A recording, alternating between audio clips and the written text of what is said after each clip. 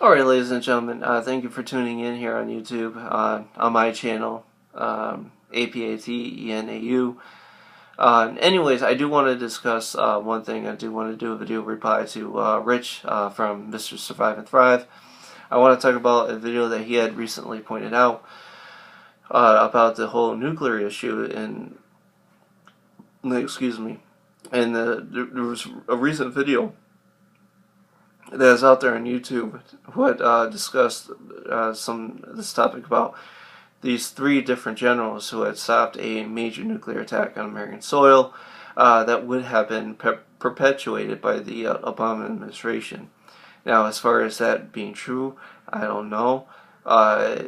Unfortunately, I mean, well, not unfortunate. People are coming out saying in the comment section that this lady is wrong. She's not credible, and yada yada yada, whatever.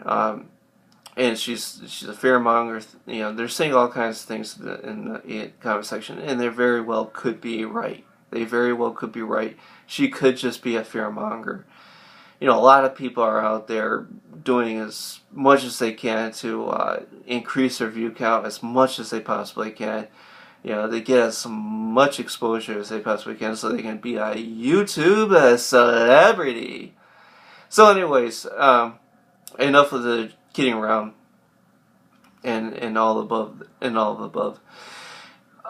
Here's my take on it. And my issue isn't with the video itself, although I think the video is important. It's the issue with the information that's back in the video. Now, remember back when we had a little issue with, you know, keeping track of the nuclear weapons or nuclear arsenal down in the Carolina area. Someone had reported or leaked information to the alternative media that the nukes had gone missing. Okay, which I didn't think was that big of a deal back then, because I'm like, you know, they're trying to fearmonger, they're trying to come out with some sensationalist story that just isn't even happening. So I gave that story a benefit of the doubt. I'm like, yeah, I don't know. Alright, a few days later went by. Lindsey Graham came out saying, well, you know what? If we can't attack Iran, if we can't have our little war out in the Middle East, the Carolinas will be nuked. That's just how it is. We're going to nuke you if we can't have a war. It's pretty much what he was saying. He said that, and everybody's like, oh my God. You know, this is serious. And I said, you know, wow. This really woke me up when I saw Lindsey Graham literally on C-SPAN threatening to nuke America. So if America were to actually get nuked, and if this actually were to happen, you know, we all know who to look to. Now, Lindsey Graham literally has implicated himself as a perpetrator. He has now become the Oswald, if this were to happen. Lee Harvey Oswald, of course, is the alleged killer of John F. Kennedy, as many of you have already known. He would essentially become Lee Harvey Oswald, with the exception that if this were to happen, there actually would be substantial evidence against him, or against the systems that are running this government. Now, moving on, one of the things that this video does discuss, that from what Rich points out, is that there is a vetting that's going on in the military. It's happening in the high rankings in the military. Major generals, major sergeants are being fired. As you know, and there was a little issue earlier this year. DHS had released documents that they're ordering targets. You know, and these targets aren't that big a deal. It's like, yeah, it's DHS, they're security, whatever. They're trying to keep the country safe. Well, I don't know about that. I don't know if they're really trying to keep the country safe and they're protecting individual citizens.